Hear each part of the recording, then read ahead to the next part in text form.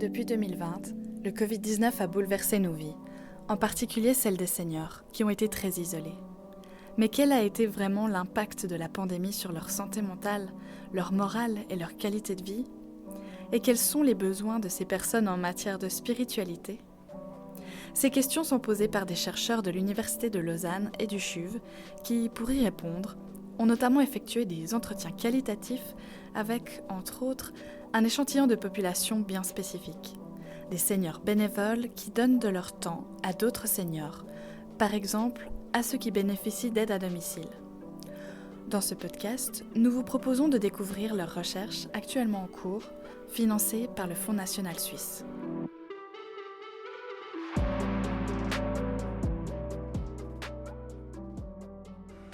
J'ai beaucoup de contacts personnels avec les gens, faisant du bénévolat d'une part, ayant de nombreuses connaissances et amis d'autre part. Ça m'a coupé de tout ça. Heureusement qu'il y avait le téléphone. Cette voix, c'est celle d'une dame d'un âge respectable qui a accepté exceptionnellement que nous diffusions des extraits de son entretien. Appelons-la Lucie. Lucie est l'une des bénévoles de plus de 65 ans interrogées cet été dans le canton de Vaud par des chercheurs de l'Université de Lausanne. Pour en savoir plus, nous sommes allés à la rencontre de ces scientifiques. Laetitia Stauffer, chargée de recherche à l'Institut des sciences sociales des religions, est celle qui a rencontré Lucie.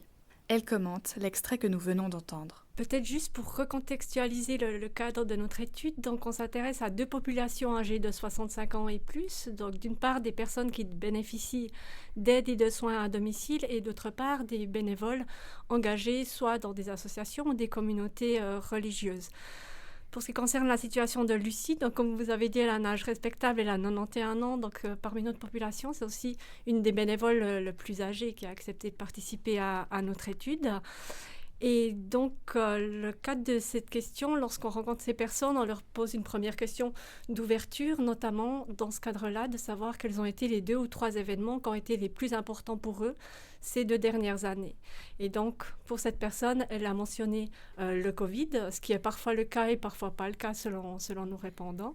Et donc là, je lui demandais des précisions sur comment elle a vécu cette situation, quel a été l'impact sur sa vie. En tant que bénévole, Lucie s'implique auprès de sa communauté religieuse. Elle organise régulièrement des repas communautaires où des personnes âgées peuvent venir manger et se retrouver.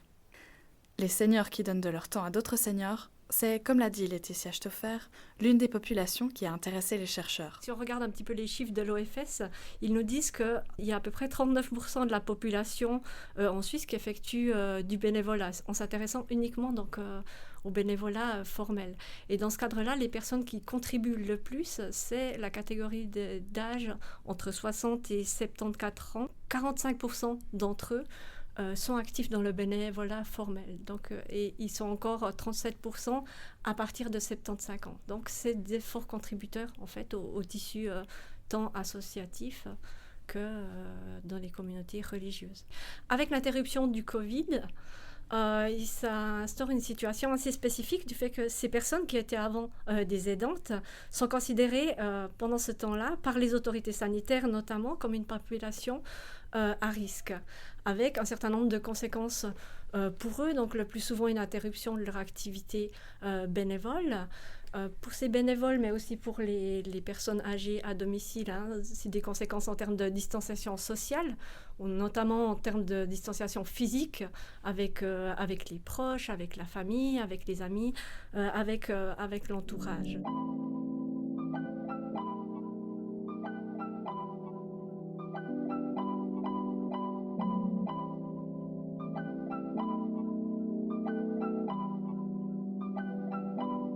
La recherche dont nous parlons a été menée en partenariat avec l'association vaudoise d'aide à domicile Avassad, ainsi qu'une quarantaine d'associations et communautés religieuses du canton.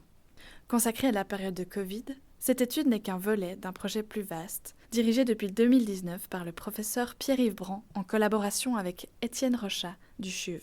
Un projet qui vise à comprendre les liens entre spiritualité, bien-être et bénévolat chez les seniors. Et pas seulement durant la pandémie. Grégory Dessart, chercheur à l'Institut des sciences sociales des religions. La question première, c'était de voir un petit peu en quoi les aspects spirituels, la dimension spirituelle de la personne peut l'aider dans sa santé mentale, l'aider dans différentes sphères de sa vie. Et on s'est posé la question, tiens, quand il y a une plus grande dépendance fonctionnelle, une dépendance à autrui, typiquement dans le cas de personnes qui reçoivent de l'aide et des soins à domicile, comment est-ce que ça se passe et puis quelles sont les ressources, notamment spirituelles. Et donc on voulait regarder dans un premier temps les ressources et puis se focaliser sur la spiritualité en particulier, en ayant en tête par exemple une vision biopsychosociale et spirituelle. Et alors en temps de Covid, on s'est dit probablement que l'isolement, comme il y a pas mal d'études qui l'ont montré, et puis cette dépendance à autrui avec un réaménagement des soins vont être autres. Et puis on aimerait bien voir donc en temps de Covid comment est-ce que ça joue. Parmi l'échantillon de bénévoles recrutés pour cette étude, les chercheurs ont choisi de privilégier une grande variété de profils, comme le rappelle Grégory Dessart. C'était assez divers, il n'y avait pas que des bénévoles directement impliqués dans des activités religieuses. Donc il y avait toute une diversité sur le canton, donc des bénévoles impliqués dans des activités socio-caritatives, et, des transports, différents types d'activités. On voit que souvent ils cumulent des activités, et puis il y a une forme de bénévolat qui est plutôt formelle, donc au sein d'organisations de bénévoles reconnus comme tels, et puis du bénévolat informel qu'on a pu capter aussi chemin faisant en fait, en les rencontrant et en se rendant compte que parfois il y avait pas mal d'aide au sein de la famille, auprès de voisins, ce genre d'aide un peu plus invisible. Pascal Tanner, chercheur en sciences sociales au CHUV. Le but final de cette recherche, c'est un peu double, on peut dire que c'est double. Soit on veut contribuer à un discours scientifique, soit on veut aussi essayer de créer, on peut dire, du savoir après qui peut servir dans des discussions politiques, dans la société aussi. Grégory Dessart. Une étude universitaire n'est pas inscrite directement en santé publique, donc c'est pas le genre d'étude qui serait ordonné par le médecin cantonal typiquement, mais il va quand même y avoir des focus group ultérieurement, normalement dans le courant de cette année, pour mettre en lien différents professionnels et des bénévoles, voir un petit peu comment ça peut se coordonner éventuellement sur le terrain, en disant qu'il n'y a pas nécessairement un regard plus macro comme ça, pour voir comment l'ensemble se coordonne autour de besoins, d'attentes en termes de prise en soins spirituels. Et donc ça, c'est une question en suspens, mais effectivement, il y a un intérêt.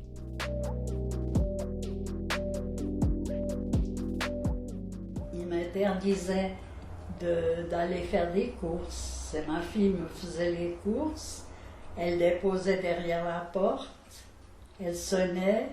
Le temps que j'arrive, elle était déjà au milieu des escaliers parce qu'elle ne voulait pas risquer de me contaminer si elle était porteuse et des trucs comme ça. Mm-hmm.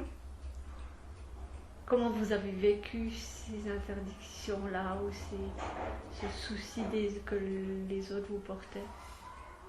Il m'a fallu longtemps pour comprendre que c'était par gentillesse. Comment dire, qu'ils avaient peur pour moi. Je trouvais que c'était ridicule. D'accord. Donc... Que j'étais pas plus dommage, voilà, que j'étais pas plus dommage qu'eux. Mm-hmm.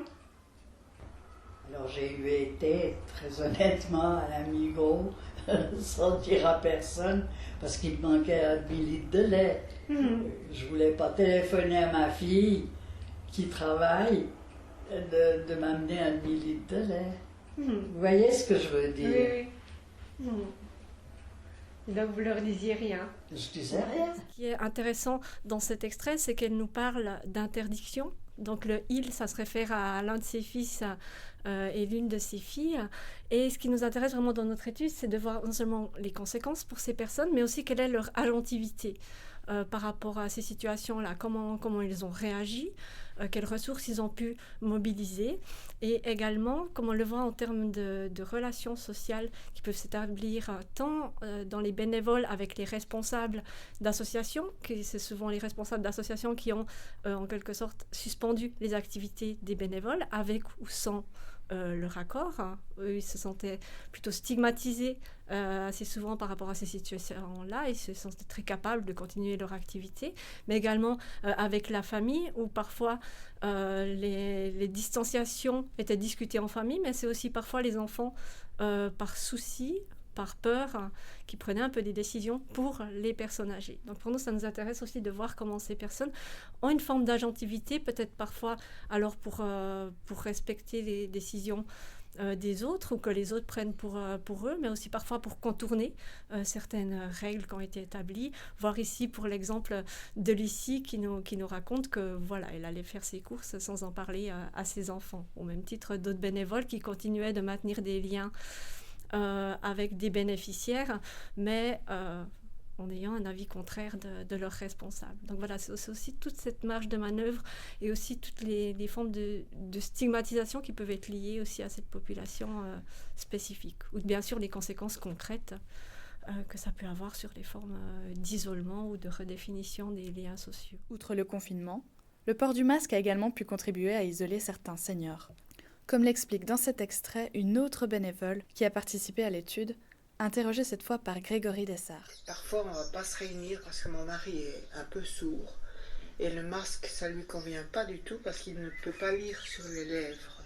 Donc, ça empêche certaines sorties, je dirais, à nous deux. Il y a des aspects très, très pratiques dans les mesures sanitaires prises qui font que c'est pas que la notion d'isolement, par exemple, directement comme on en discutait tout à l'heure, mais que ça peut être, par exemple, la question de communiquer et pouvoir recevoir des messages, pouvoir les donner. Là, on voit les contraintes liées au masque en parallèle avec quelques difficultés à entendre. Donc là, il y a des répercussions qui s'en suivent, notamment pour la personne bénévole interviewée. On a vu que dans son cas, il pouvait y avoir une amplification de l'investissement du couple au détriment d'autres relations sociales. Et puis le couple s'est vécu différemment qu'avant, donc il y a d'autres dynamiques qui sont mises en place.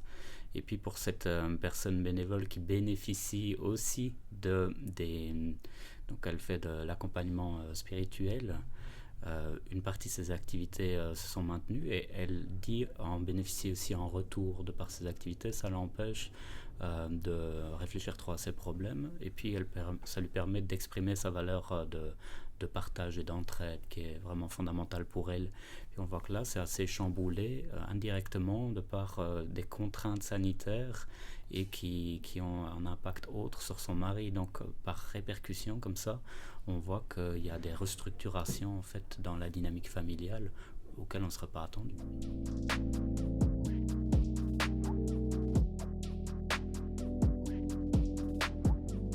Chez nous, il y a beaucoup d'obligations ou d'interdictions surtout dans la nourriture et ces choses-là. Alors ça, pour moi, ça n'a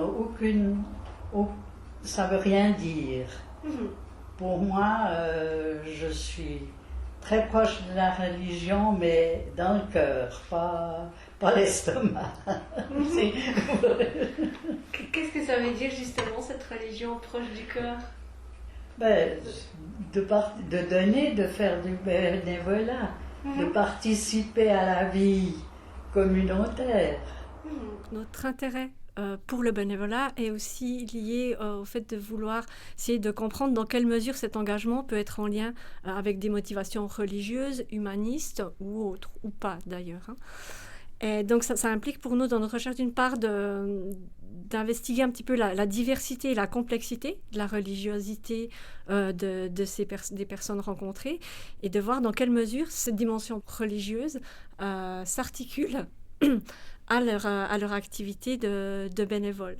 Et là, comme on l'a entendu dans le cas de Lucie, pour elle, appartenir à la communauté israélite implique une participation à la vie communautaire à travers le bénévolat. Donc on pourrait dire que l'entraide est au cœur, en quelque sorte, de son engagement religieux. mais ce qui n'est pas toujours le cas aussi dans la diversité qu'on a pu rencontrer. Et c'est ce qui nous intéresse vraiment de voir. Finalement, quel est l'impact du Covid sur l'activité de bénévolat? Laetitia Stauffer. C'est vrai que dans la plupart des situations, les bénévoles âgés de 65 ans et plus, mais surtout de par leur âge, ont été un petit peu exclus de leur activité habituelle pendant cette période, mais ça n'a pas non plus été systématique. Ça pouvait dépendre aussi des associations. Et plus qu'interruption, on s'intéresse aussi aux transformations des formes de bénévolat. Je pense notamment aux personnes qui étaient très engagées dans les communautés religieuses, du fait que, par exemple, ils ne pouvaient plus rencontrer les personnes. Alors, il y a certaines visites qui ont été maintenues, mais les personnes étaient aussi libres de ne pas s'y engager. Mais il y a vraiment, pour ce qui concerne certains liens plutôt formels ou informels, cette volonté de continuité. C'est-à-dire qu'ils ont transformé aussi des formes de liens à travers s'écrire des cartes. C'est aussi encore une génération qui écrit des cartes et qui s'écrivent des lettres. Donc, c'était aussi pour nous un petit peu redécouvrir comment se transforment ces formes de liens.